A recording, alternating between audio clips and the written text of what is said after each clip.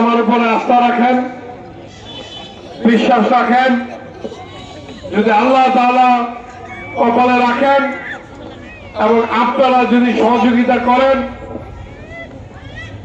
আপনারা যদি ভোট দেন, সহযোগিতা করেন, ইনশাআল্লাহ আমি এমপি হলে আমি আপনাদের পাশে থাকব। আমি আপনাদের সেবা করার চেষ্টা করব।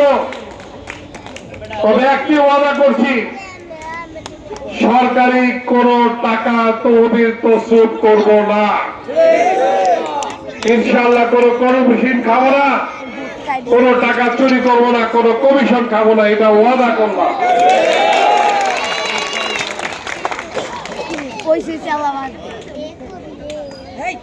প্রশাসনিক ক্ষমতা থাকলে এলাকার ব্যাপক উন্নয়ন করা সম্ভব হয়। তাই প্রশাসনিক ক্ষমতা দরকার। একজন এমপি যদি সে যোগ্যতা সম্পন্ন এমপি হয়, তাহলে তার পক্ষে এলাকার অনেক উপকার করার সুযোগ থাকে। আমি আপনাদের কাছে একটি বারের জন্য সুযোগ চাই, আপনারা দেখেন আমি এলাকার জন্য কিছু করতে পারি কিনা।